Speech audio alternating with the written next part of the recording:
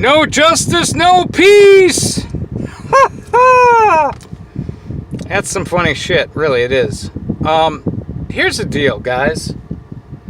Y'all know I have a differing opinion. Some people would say I'm trolling, but call it what it is. If I acted the way a certain auditor acted today in my community, a somewhat medium-sized community in Riverside, California,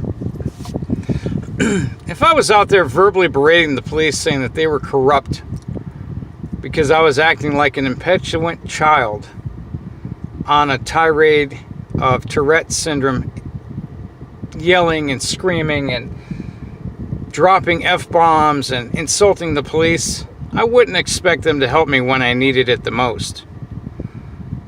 I'm going to again state my position. It's not okay for people to be jumped and to have physical violence used on them for what they're saying.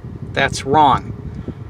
But if you look at the facts concerning the incident and how it happened, the people of Lowell, Massachusetts are tired, they're fed up, and they're pissed off at one individual. The police will not do anything to help that individual, no matter what, whether it's life and death or any other thing. I believe that to be wrong, but I understand because it's human nature. When you're attacked, the last thing you want to do is extend the olive branch of peace or to help, even though it's supposedly regulated by law, especially if you're a law enforcement agency. But I'd like to see the guidelines for the police department in Lowell, Massachusetts, and what their guidelines state for being constantly barraged and verbally berated and slammed and being told that they're corrupt and that they're doing things outside the law. I mean, here's the thing. This person, no names mentioned, they know who they are. They have verbally berated and smashed the police with every insult in the book and then some. The only insult he's never thrown out is to tell them to go F their dead mother and the you know what. I was kind of hoping he would, so then I can say that he's covered the whole gambit of every insult he could throw at the police. I don't know, maybe give him some more time to go out and do it. I laugh because one person has single-handedly made his whole community, law-abiding, good people, take action against him, to bully him, beat him up, jump him, not once but twice, because of the things he's saying, and then gets mad because the police will do nothing. He had the police chief walk by him, not said a mean word to him, was cordial to him, and he wanted to yell insults. He had a detective or a cop that came to his house and told him, you should be ashamed of yourself. And he didn't like it. You know, it's human nature that if you get attacked, no one's going to help you. I don't know why people don't see it. A lot of people in the community, the First Amendment cop watching community, are pissed off, they're mad, and I can understand that, but when you say that these people are corrupt, that's not the meaning of corrupt. When I see a video from auditors in the Chicago area, they're going to remain nameless because it doesn't matter who they are, but they highly, highly hold more respect than this other person, in my opinion. When they show corruption of the Chicago PD, it's believable.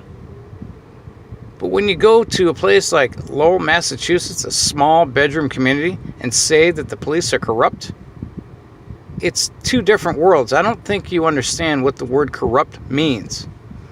You have constantly put yourself in danger. You have constantly created the interactions you're having with the general public and the police. And you want to say that they're corrupt for not helping you? I'm sorry, but I have to agree to disagree.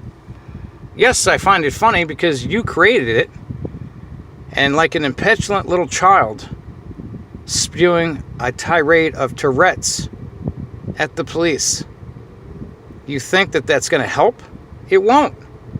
You have two options, in my opinion. Stay and deal with it, risk getting beat up again by other people in the community, or pack your bags and move.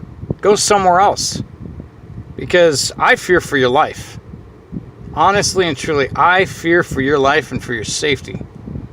I think the next interaction you're going to have, it won't be you getting pushed down by 4 people. I think it's going to be much worse, and it might even involve the police. I suggest you move away as quickly and as quietly as you can before anything bad happens. This is my opinion, and there's a reason the channel is called The Salty Rant. It's salty, but then again, when dealing with a situation like this, how could it not be salty? I don't know what the mandate is, but I'd love to see it. Are they mandated to help everyone? Because it sure seems like the police in that city, in that state, are willing to put on the badge, the gun, the vest, the uniform, and help everyone else in that community, and probably give their lives doing so, but they just won't do it for you. You know, I've often said, if I look at everybody all the time and say, hey, these people are a-holes, maybe I should stop and look at myself and say, you know what, maybe I'm the a-hole. Maybe you should follow that advice. If everybody you come in contact with is an a-hole, maybe you need to take a look at yourself. Look in the mirror and decide, maybe you're the a-hole. But then again, what do I know, right? Because I'm not a cop watcher. I'm not a cop blocker. I'm not an activist, and I'm not an auditor. But I do have an opinion. It's my story, and I'm sticking with it. So with that being said, everybody, thank you for watching. This is The Salty Rant.